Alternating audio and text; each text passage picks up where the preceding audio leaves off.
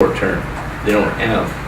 And yes, this issue of the Branscombe Mill problems, you know, everybody's in the timber industry right now is having financial problems. That's not restricted to mills. It's log truck drivers, it's loader operators, it's everybody.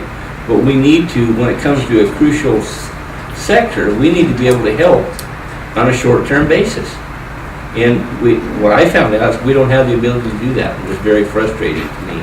You know, maybe I didn't do on this front, maybe I didn't do all I could have or should have done. I look back and I think of things that I could have, but we only had a short time frame between it was declared, went from chapter 7 to, or from 11 to 7 until today. That's the only time frame we had, so we didn't have a lot of time.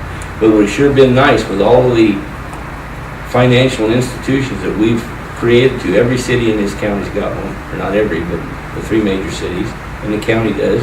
And when you can't react and come up with a $3 million figure, that's not a lot of money by today's standards. It's a lot of money for a person, but in a business of any, like 100 or 50 employees, it's not a lot of capitalization to come up with. And we need to get to the point where we have the ability to do that. And I think it's within our grasp and capacity to do that, so that's my point I want to make. And if we can do something that leads to that, I'll figure this meeting a huge success. Well, if I could just say, kind of going back to what Supervisor Colfax was saying, if it were just a matter of will, there are a whole lot of things that would be happening in this county. But I know we've proved to ourselves as well that it's not just a matter of will. The question is what can you couple that will with?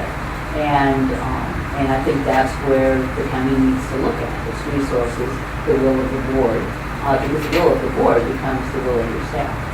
And that's kind of where we are. We know what we can do. I think we're pretty skilled at some of it, but it only goes so far.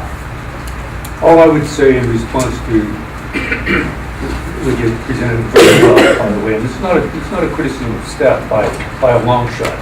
I mean, I'm 20% responsible for this, okay? But I won't take any more than 20% as a supervisor, 25. For those of you who don't believe the stats. But the reality here is that all I'm saying here is we are in a position here. We're in a defensive position. Everything is coming at us from every conceivable direction. That's not the time to go to a party. That's not the time to say, why don't we invite all of our friends to come and spend the weekend with us?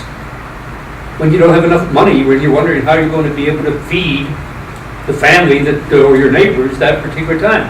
We don't have the resources to spend time on these things that have proven in this economic climate, this depressed county that was still doing surplus food here about 5 years behind the rest of the country. When I moved here in 1973, it's appalling. It was bad then and it's bad now. But the reality here is there are some things out there that are working, and most of it has to do with the fact that the timber industry, the grape industry, the fact that we have tourism now systematically built into the economy. But the other side of it is here to be looking around and saying we're going to be able to come up with this, and maybe if we all get together we can come up with that, and so forth. And essentially nickel and dime. That's fine for people who have the resources of the time. But as a county government, when we come in late on an administrative directive that's going to wipe out the truckers in this county, when we come into that late, because what? Because we were at another meeting, or we weren't paying attention to it, or we didn't know about it soon enough. But that's just one of a number of things we're facing with regard to water and everything else. We don't have the resources to sit around on a Monday afternoon with this, again, very expensive help. All these good people that show up and so forth. We don't have the resources to waste our time on this. Let's identify a few clear things that the county can do right and do well, and pay attention and put all of our energy into this. This is scattershot. I'm sorry, I just have been looking at economics for too long this week, and it's a situation that has been just terrible. We're in a terrible situation. This is not the time, again, to throw in a party. And some of this has that kind of aura, at least to me, as we go about it. It doesn't feel like a party to me. Party with no drinks. Right.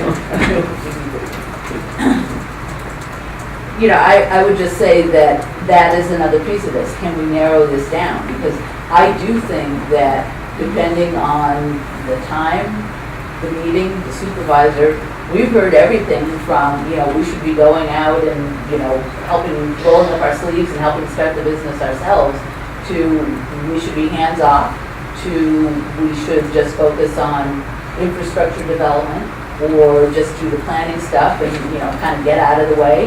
We've heard every bit of it, and maybe it depends on the situation, you respond differently to different situations, but again, with limited resources, if there was a particular strategy that you wanted us to focus on, that would be really helpful to staff, because then that's where we would put all of our resources. Supervisor, looking at your list of potential strategies, if you took E, F, and G and focused on those three, you'd be in much better shape.